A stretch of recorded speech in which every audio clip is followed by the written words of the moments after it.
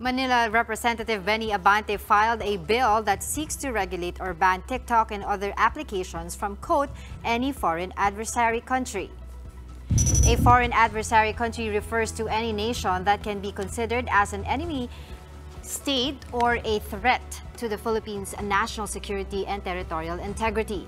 Congressman Abante voiced concern about the app TikTok, citing its parent company's possible connections to the Chinese government. This comes in the face of growing tensions between China and the Philippines in the West Philippine Sea. TikTok Philippines has yet to comment on the matter. Here to talk to us more about his proposed measure, we have with us on the show Manila Representative Benny Abante. Magandang gabi po, Congressman. Magandang gabi po sa tatlong pinakamagandang news reporter. Ay, maraming salamat sa bola. po. Oo, bago mag-weekend, ano? Sakto-sakto. Pero, straight into our topic for tonight. This isn't the first time that we're hearing a proposal on the ban of TikTok, and we actually spoke with a tech enthusiast, si Art Samaniego, at sinasabi niya na hanggang ngayon wala pa ring solid proof that ByteDance, the company behind TikTok, is connected to the Chinese government. What is the basis of this proposal and your thoughts on that?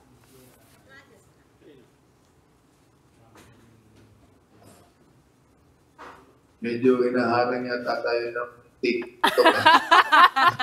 Anyway, oo, dahil medyo erratic yung you know? But anyway, no? Pero ito yan.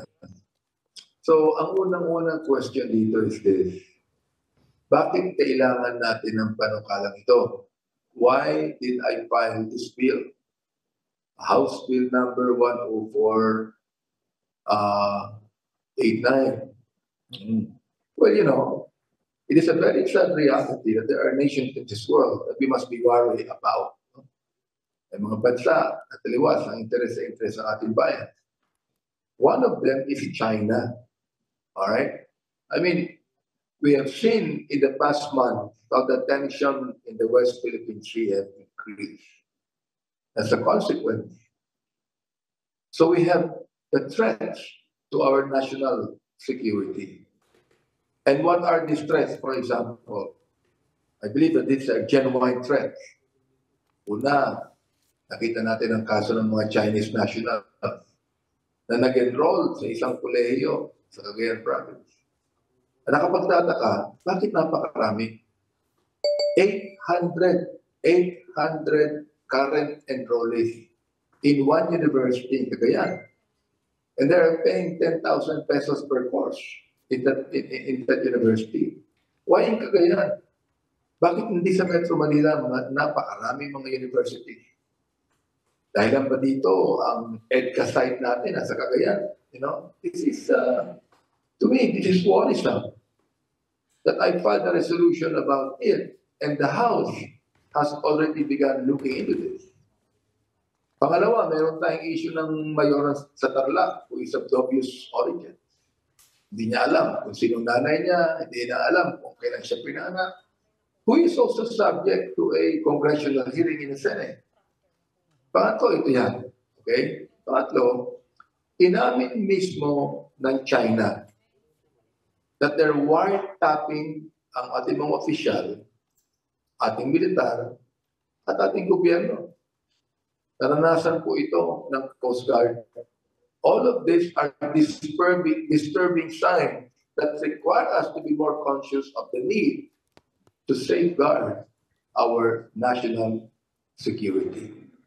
So, sa akin, TikTok and similar applications are threats to our national security. Because of these developments, I authored House Bill 10489. This is a measure intended to regulate to, no? Or ban. It will depend on the committee hearing. Once the session starts again after the SONA. All right?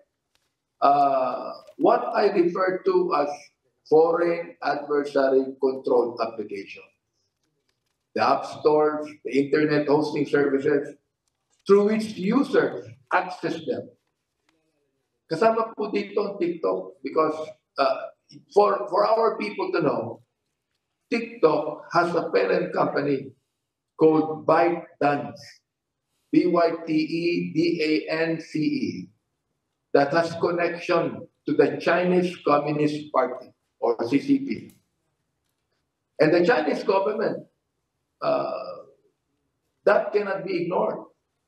So TikTok poses a threat to us as it collects personal data from its users and subscribers. Lahat ng mga subscribers po ng TikTok, hindi nila alam that their personal data is being collected. It is very alarming because TikTok can easily transmit this collected data to the Chinese government. That's the reason why I filed this bill. Understood, Kong Benny, pero sa mga marami kasing gumagamit ng TikTok. Yung unang usapan, just for the sake of our viewers who may not be familiar nun sa history ng usapan ng pagbaba ng TikTok dito sa Pilipinas, yung unang pinupush nila is iban lang from official or government devices. Di po pinag-uusapan yung mga sa civilian, dun po sa mga TikTok sellers, dun po sa mga content creators, na yan po ang kanilang hanap buhay at puhunan. Maapektuhan po sila. Wala po ba tayong consideration for, the normal average Filipino user who could probably view this as some sort of censorship? Demokrasya po tayo dito. Given na wala nga po pang pruweba na may hocus-pocus na nagyayari with regard to infiltration of devices, etc. Ano pong masasabi ninyo sa, for sure, maraming aalma dito, Kong Benny? Naniniwala naman tayo that the freedom of speech is not an absolute freedom. Now, look, other countries already recognize the threat posed by TikTok. And these are democratic countries. These are countries where the freedom of speech is very much free. Nagagawa po nila ito. Okay. Now, India, for example, imposed a nationwide ban on TikTok. While in the Philippines, we have 15 million users of TikTok. In India, where the population is 1.4 billion, and you might even think that we have around, in India, they have around 500 million who are using TikTok, no? And dozens of other Chinese apps, tulad ng WeChat. Hindi lang TikTok ito, tulad ng WeChat. Other countries who are actually democratic and free have followed suit, like Australia, Belgium, Canada, Denmark.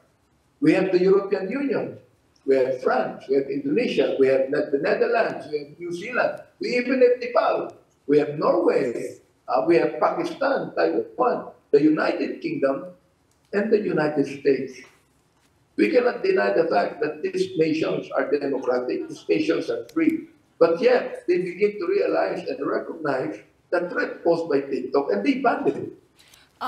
Clarify lang natin, Kong Benny, we have to clarify, to be fair, that these countries did not impose an absolute ban on TikTok. Kung hindi, most of them just imposed bans on yung mga sa Ministry of Defense o yung Defense Department nila. Yeah, and national security agencies. Just to linawin lang natin yung conversation natin tonight. But I think Angela has a question for Kong, you. may nakausap na rin po ba kayo iba pang mga lawmakers regarding this? And marami po bang nag-pledge ng kanilang support regarding this bill? Actually, hindi pa. Kasi once you file a bill like this, it goes to the Committee on Rules.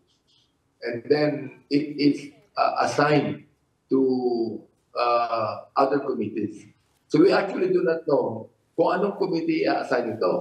So pag-uusapan pa yung committee hearing, and of course, titignan natin sa committee hearing kung dapat bang iban to, kung dapat bang i-regulate ito, kung dapat bang iban. Kasi mahirap yung, for example, ibaban mo yan sa military installation, ibaban mo yan sa gobyerno. Ang tanong ganito, how would you do that when TikTok is still being practiced in this country? I mean, libre pa rin, andun pa rin. As I told you sa unang-una, now TikTok as a parent company called ByteDance, na ang sabi ko doon, talagang itong ByteDance na ito may connection to the Chinese Communist Party. Oo. And they could be able to collect personal data from users. Okay. Alarming po ito because TikTok can easily transmit this collected data to the Chinese government.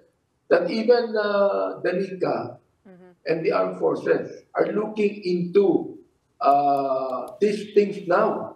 You see? Sapagkat nakakabahala ito na I understand sa ating mga almost 50 million TikTok users in our country. I know many of our kababayans enjoy this app. Totoo yun. Especially our youth. Di ba? I also recognize that may mga kababayan tayo, mga tinatawag nating influencers na kumikita sa application na ito. But I am urging also all TikTok users, kahit wala pang batas, i-delete na natin ang apps na ito. Marami naman tayong magagamit na apps pa. Diba? Although sabihin natin, paborito ko yung TikTok. But the TikTok is only being used as a game. It is not actually being used as for news report or being used to speak on any issues in government, being used to give the news for the day. In fact, ang TikTok ginagamit din atakihin ng ibang tao. Alright? Ginagamit din ito para mag-criticize. Ginagamit din ito para mag-slander sa iba. No? Of course, sa mga kabataan, ginagamit itong TikTok as game. Kung Benny, kung okay lang sa'yo, kamustahin ka na lang. Pleasurable. Kung So, Benny. ang pakiusap ko lamang, ang flip natin dito, tira natin maigi, ano ba mas priority natin? Magkaroon tayo ng TikTok o ating tingnan ang national security natin? Okay, abangan na lang natin pag-resume ng session sa SONA kung ano ang magiging diskusyon around TikTok. And to be fair, tama naman po kayo sa mga punto po ninyo, pero TikTok, I believe, is also being used by newsrooms, also other people to send, to publish their work. Hindi lang naman po siguro yung mga di ba, na nakaka-detract sa mga tao. Pero we will leave that debate there. At least for now. For now. Balikan ka po namin Maraming mag-resume salamat ng... po dahil mukhang mahabahang usapan po ito. Maraming salamat for joining us tonight. Pagpasok ng Kongreso. Manila Representative Benny Benny Abante, maraming salamat po.